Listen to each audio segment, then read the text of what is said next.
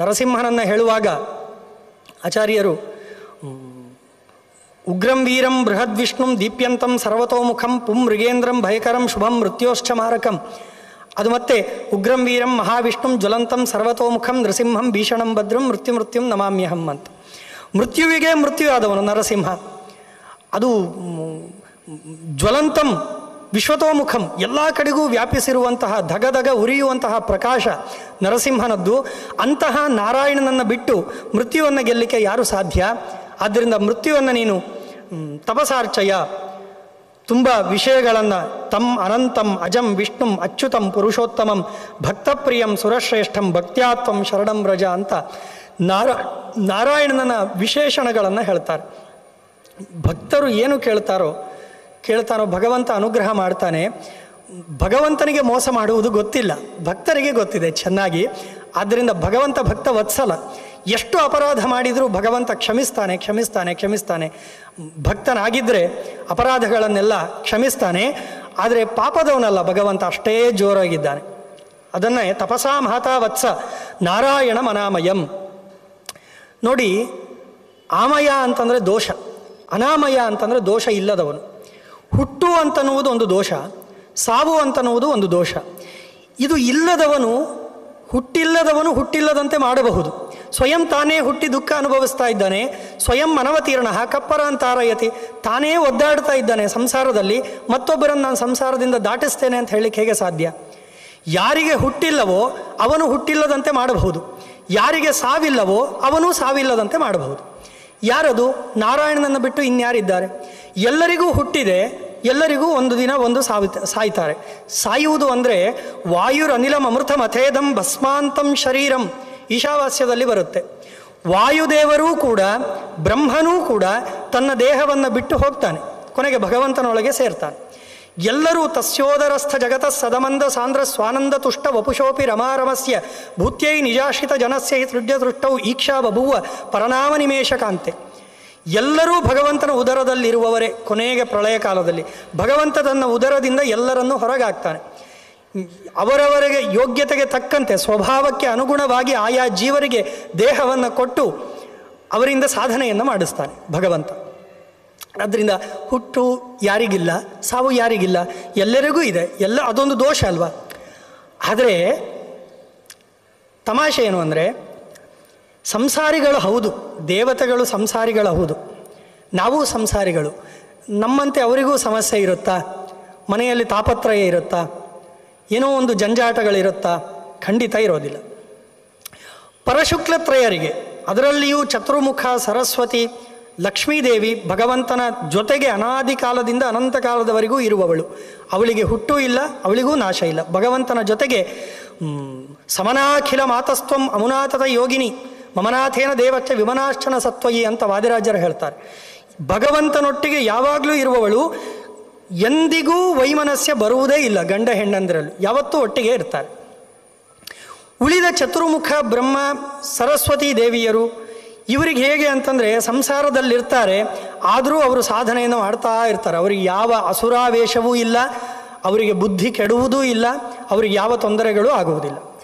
ಉಳಿದ ದೇವತೆಗಳಿಗೆ ಆಗಾಗ ಕಲಿಪ್ರವೇಶ ಆಗ್ತಾ ಇರ್ತದೆ, ಎಲ್ಲ ದೇವತೆಗಳಿಗೆ. ಆದ್ದರಿಂದಲೇ ದೇವರ ಜೊತೆಗೆ ಯುದ್ಧ ಮಾಡುವುದು ಈ ರೀತಿ. ಆದರೆ ಈ ದೇವತೆಗಳಿಗೆ ಯಾವತ್ತೂ ಕೂಡ ದೇವತೆಗಳಿಗೆ ಅಂದರೆ ಈ ಪರಶುಕ್ಲತ್ರಯರಿಗೆ ದೇವರ ಮೇಲೆ ತಪ್ಪು ಕಲ್ಪನೆ ಬರುವುದೇ ಇಲ್ಲ. ಅದರಲ್ಲಿ ವಾಯುದೇವರಿಗೂ ಬರುವುದೇ ಇಲ್ಲ ಅಂತ ಹೇಳ್ತಾರೆ. ಇಲ್ಲಿ ಅವ್ರಿಗೆ ಹೇಳುವಾಗ ಅತಿರೋಹಿತ ವಿಜ್ಞಾನಾತ್ ವಾಯುರಪ್ಯಮೃತ ಸ್ಮೃತಃ. ವಾಯುದೇವರಿಗೆ ಚತುರ್ಮುಖ ಬ್ರಹ್ಮ ಪ್ರಳಯ ಕಾಲದಲ್ಲಿ ಎಲ್ಲರೂ ಭಗವಂತನ ಹೊಟ್ಟೆಯಲ್ಲಿರುವಾಗ ಎಲ್ಲರೂ ಏನು ಮಾಡ್ತಾ ಇರ್ತಾರೆ? ನಾವೆಲ್ಲ ಏನು ಮಾಡ್ತಾ ಇರ್ತೇವೆ? ನಮ್ಮದೆಲ್ಲ ಜೀವರಲ್ವ, ನಾವು ದೇಹ ಬಿಡ್ತೇವೆ, ಹೌದು, ಜೀವ ಏನು ಮಾಡ್ತಾ ಇರ್ತಾರೆ? ಅದರಲ್ಲಿ ಕೆಲವೊಬ್ಬರು ಮಲಗಿ ಬಿಟ್ಟಿರ್ತಾರಂತೆ. ಇನ್ನು ಧ್ಯಾನಂ ಗತಾಂಶ್ಚ ಕಲಿಪರಾನ್ ಮನುಜಾಂಸ್ತಥೈಕ್ಷತ ಅಂತ ಹೇಳ್ತಾರೆ. ಚತುರ್ಮುಖ ಬ್ರಹ್ಮ ಅವರೆಲ್ಲ ಸಾಧನೆ ಮಾಡ್ತಾ ಇರ್ತಾರೆ, ಅವ್ರು ಯಾವತ್ತೂ ಸಾಧನೆ ಮಾಡ್ತಾ ಇರ್ತಾರೆ. ಎಲ್ಲ ಕಲಿಪರಾನ್ ಮನುಜಾನ್ ಎಲ್ಲರೂ ಕೂಡ ಅವರು ಎಷ್ಟು? ಚತುರ್ಮುಖ ಬ್ರಹ್ಮನಿಗೆ 100 ವರ್ಷ, ಆ 100 ವರ್ಷ ಆಗುವ ಕಾಲ ಭಗವಂತನಿಗೆ ಒಂದು ಪರಕಾಲ ಅಂತ, ಕಣ್ಣು ರೆಪ್ಪೆ ಮಿಟಿಗಿಸಿ ತೆಗೆಯುವಷ್ಟು ಕಾಲ. ಇನ್ನು ಮುಂದಿನ ಪ್ರಳಯ ಕಾಲ ಕೂಡ ಅಷ್ಟೇ ದೊಡ್ಡದು, ಅದು ಮಹಾಪ್ರಳಯ, ಅಷ್ಟು ಸಮಯ ಇರುತ್ತೆ.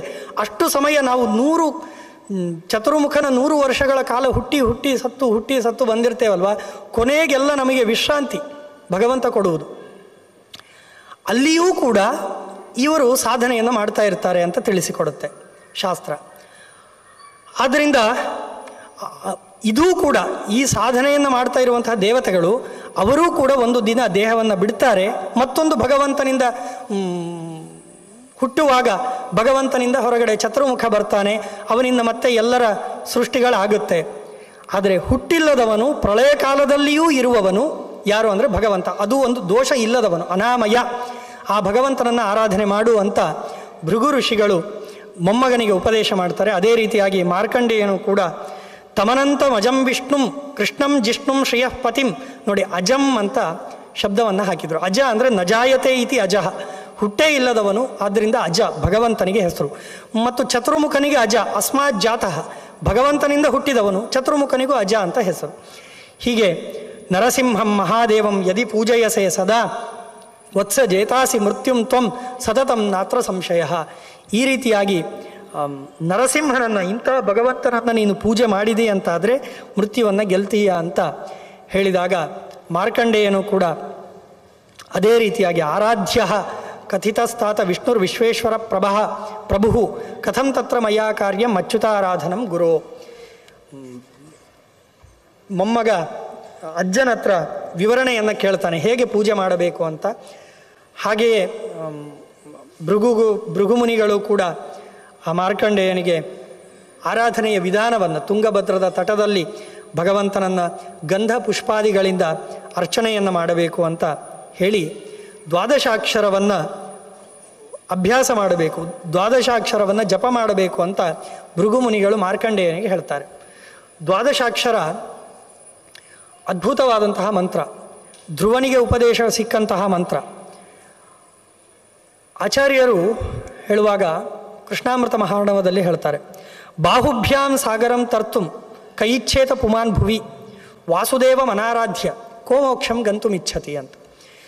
ನಾನು 2 ತೋಳುಗಳಿಂದ ಈಜಿ ನಾನು ಸಾಗರವನ್ನು ದಾಟ್ತೇನೆ ಅಂದರೆ ಒಂದು ಹಂತದವರೆಗೆ ಹೋಗಬಹುದು, ಈ ದಡದಿಂದ ನಾನು ಮತ್ತೊಂದು ಸೇರ್ತೇನೆ ಅಂತನ್ನುವುದು ಅದು ಎಷ್ಟು ಸಾಹಸದ ಮಾತೋ. ಹಾಗೆ ವಾಸುದೇವಂ ಅನಾರಾಧ್ಯ, ವಾಸುದೇವನನ್ನು ಪೂಜೆ ಮಾಡದೆ ಕಹ ಮೋಕ್ಷಂ ಗಂತುಮಿಚ್ಛತಿ, ಮೋಕ್ಷ ಆಗಲಿಕ್ಕೆ ಸಾಧ್ಯವೇ ಇಲ್ಲ. ಆದ್ದರಿಂದ ವಾಸುದೇವನನ್ನು ಉಪಾಸನೆ ಮಾಡುವಂತ ವಾಸುದೇವನ ಉಪಾಸನೆಯನ್ನು ಕೊಟ್ಟರು. ಅದ್ಭುತವಾದಂತಹ ಮಂತ್ರ ವಾಸುದೇವ ದ್ವಾದಶಾಕ್ಷರ. ವಾಸುದೇವ ದ್ವಾದಶಾಕ್ಷರ ಮಂತ್ರದ ಅಭಿವ್ಯಕ್ತಿಯನ್ನು ಕೂಡ ಆಚಾರ್ಯರು ಹೇಳ್ತಾರೆ. ನಾರಾಯಣಾಷ್ಟಾಕ್ಷರಾಚ್ಚ ವ್ಯಾಹೃತಿಭ್ಯಸ್ತಥೈವ ಚ ವಿಭೇದೋ ದ್ವಾದಶಾರಣಾನಾಂ ಕೇಶವಾದ್ಯಾಶ್ಚ ದೇವತಾ ಅಂತ. ನೋಡಿ, ಓಂ ನಮೋ ಭಗವತೆ ವಾಸುದೇವಾಯ ಅಂತ 12 ಅಕ್ಷರಗಳ ಮಂತ್ರ. ಈ 12 ಅಕ್ಷರಗಳಿಗೆ ಪ್ರತಿಪಾದ್ಯ ರೂಪಗಳಿವೆ. ಕೇಶವಾದಿ 12 ರೂಪಗಳು, ಒಂದೊಂದು ಅಕ್ಷರಗಳಿಗೂ ಒಂದೊಂದು ಭಗವದ್ ರೂಪಗಳಿವೆ. ಅದರ ಜೊತೆಗೆ ಅಭಿವ್ಯಕ್ತವಾಗಿದ್ದು ಹೇಗೆ? ವಾಸುದೇವ ದ್ವಾದಶಾಕ್ಷರ ನಾರಾಯಣಾಷ್ಟಾಕ್ಷರಾತ್ ವ್ಯಾಹೃತಿಭ್ಯ ಓಂ ನಮೋ ನಾರಾಯಣಾಯ ಎಂತನ್ನುವಂತಹ 8 ಅಕ್ಷರಗಳು, ಭೂಹು ಭುವಃ ಸ್ವಹ ಭೂರ್ಭುವ ಸ್ವಹ 4 ವ್ಯಾಹೃತಿ. ಒಂದೊಂದು ಅಕ್ಷರದಿಂದ ಒಂದೊಂದು ಅಕ್ಷರಗಳ ಅಭಿವ್ಯಕ್ತವಾಯಿತು. ಓಂ ನಮೋ ನಾರಾಯಣಾಯ, ಭೂಹು ಭುವಃ ಸ್ವಹ ಭೂರ್ಭುವ ಸ್ವಹ, ಈ 12 ಅಕ್ಷರಗಳಿಂದ ಓಂ ನಮೋ ಭಗವತೆ ವಾಸುದೇವಾಯ. ಇದರಲ್ಲಿ ವಿಭೇದ ದ್ವಾದಶಾರಣಾನಾಂ ಕೇಶವಾದ್ಯಾಶ್ಚ ದೇವತಾ ಮತ್ತು ಪದಗಳಿಗೂ ಪ್ರತಿಪಾದ್ಯ ರೂಪಗಳನ್ನು ಹೇಳುತ್ತೆ ಶಾಸ್ತ್ರ. ತಾಶ್ಚತುರ್ಮೂರ್ತಯಸ್ತ್ವೇವ ದ್ವಾದಶಾರಣ ಪದೋದಿತಾ ಅನಿರುದ್ಧಾದಿಕಾಸ್ತಾಸಾಂ ದೇವತಾ ವ್ಯುತ್ಕ್ರಮೇಣವ ತಾಶ್ಚತುರ್ಮೂರ್ತಯಸ್ತ್ವೇವ ದ್ವಾದಶಾರಣ ಪದೋದಿತಾ ಅಂತ ಹೇಳ್ತಾರೆ. ನೋಡಿ, ಭೂಹು ಭುವಃ ಸ್ವಹ ಭೂರ್ಭುವ ಸ್ವಹ, ಅನಿರುದ್ಧ ಪ್ರದ್ಯುಮ್ನ ಸಂಕರ್ಷಣ ವಾಸುದೇವ ಪ್ರತಿಪಾದ್ಯ ರೂಪಗಳು.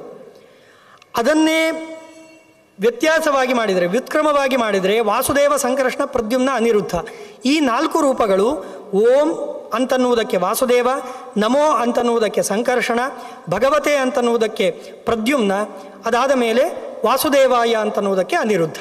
ಓಂ ನಮೋ ಭಗವತೆ ವಾಸುದೇವಾಯ ಅಂತನ್ನೋದಕ್ಕೆ ಪದರೂಪಗಳು ವಾಸುದೇವ ಸಂಕರ್ಷಣ ಪ್ರದ್ಯುಮ್ನ ಅನಿರುದ್ಧ. ಅಕ್ಷರ ರೂಪಗಳು ಕೇಶವಾದಿ 12 ರೂಪಗಳು.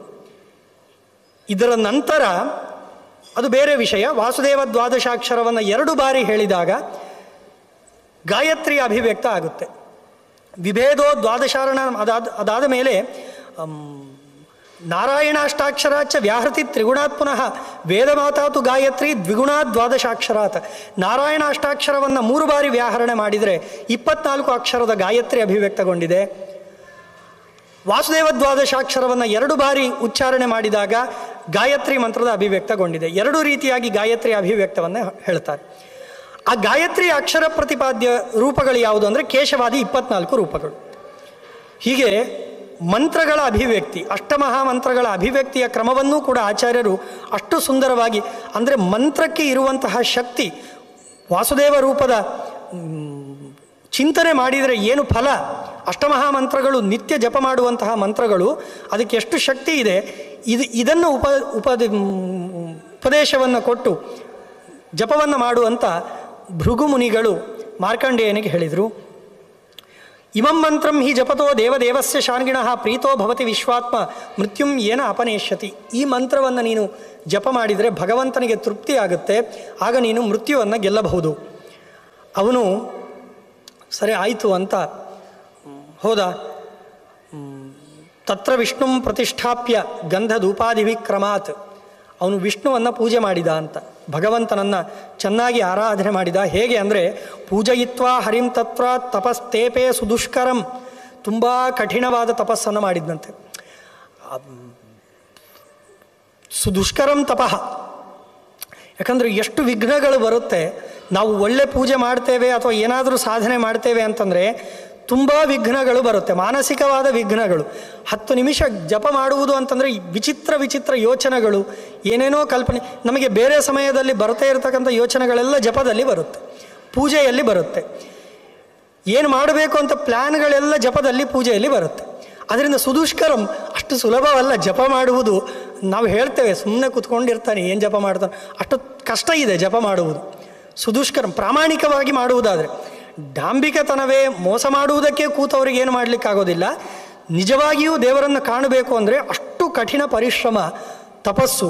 ಅದನ್ನು ಮಾರ್ಕಂಡೇಯ ಮಾಡಿದ ಅಂತೆ. ನಿರಾಹಾರ, ಮೊದಲು ಜಪ ಸರಿಯಾಗಿ ಆಗಬೇಕಾ, ನಿರಾಹಾರ ಅಂತ ಹೇಳಿದರು. ತಿನ್ನುವುದನ್ನು ಕಡಿಮೆ ಮಾಡಬೇಕು. ಯಾವಾಗ ತಿನ್ನುವುದು ನಾವು ಜಾಸ್ತಿ ಮಾಡ್ತೇವೋ ಆಲೋಚನೆಗಳು, ಆಹಾರ ಶುದ್ಧವು ಸತ್ವಶುದ್ಧಿ, ಸತ್ವಶುದ್ಧವು ಧ್ರುವ ಸ್ಮೃತಿ, ಇದನ್ನು ಪುರಾಣ ಉಲ್ಲೇಖ ಮಾಡುತ್ತೆ, ಲಿಂಗ ಪುರಾಣವು ಉಲ್ಲೇಖ ಮಾಡುತ್ತೆ. ಮೊದಲು ನಮ್ಮ ಆಹಾರದ ಮೇಲೆ ನಮಗೆ ಎಚ್ಚರಿಕೆ ಇರಬೇಕು. ಏನು ತಿಂತಾ ಇದ್ದೇವೆ, ಏನು ತಿನ್ನಬೇಕು,